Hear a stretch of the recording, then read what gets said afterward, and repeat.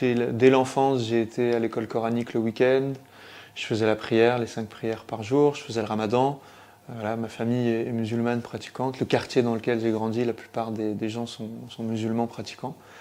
Je peux me considérer comme ayant été un musulman pratiquant. Et à l'âge de 15-16 ans, j'ai arrêté de faire la prière, mais tout mon être, lui, pensait, restait musulman, avec aussi une forme de haine de la France, des Français aussi un peu, des chrétiens, voilà, qui pour moi étaient des mécréants.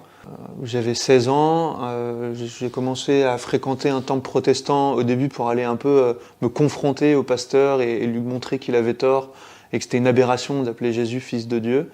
Et après plusieurs rencontres, j'ai accepté de prendre une Bible et j'ai lu cette Bible, en tout cas les évangiles, et j'ai été frappé par la vie de Jésus, par ce qu'il vivait, par ce qu'il demandait, par l'exigence qu'il demandait de le suivre.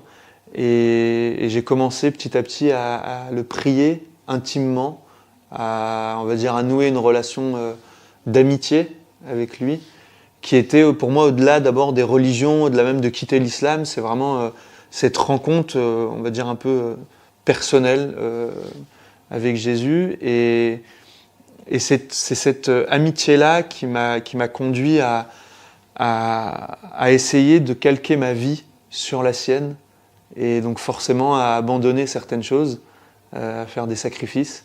Un ami m'a proposé d'aller faire avec lui une retraite dans un monastère. Je ne savais pas du tout ce qu'était un monastère, avec des moines. J'en avais jamais vu à part sur un fromage.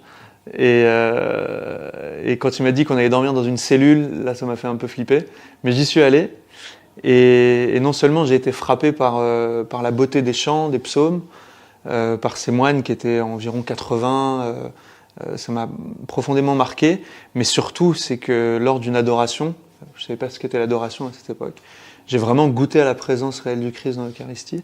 C'est-à-dire que ce Jésus justement que je voulais imiter, que je suivais, cet ami à qui j'avais donné ma vie, il était réellement présent, je sentais sa présence, je sentais la chaleur de sa présence, je me sentais enveloppé de sa présence, et pour moi c'était clair. J'ai pas compris qu'il était là, mais j'ai goûté au mystère de sa présence, et ça a été vraiment le point de départ pour embrasser, en tout cas pour ouvrir la porte sur ce qu'était l'Église catholique, avec toutes ses richesses et ce trésor incroyable qu'est les sacrements, dont celui de l'Eucharistie. On doit avoir aussi ce zèle apostolique et missionnaire, voilà. Pour les musulmans notamment, parce que j'ai envie qu'eux aussi découvrent la joie d'être chrétien.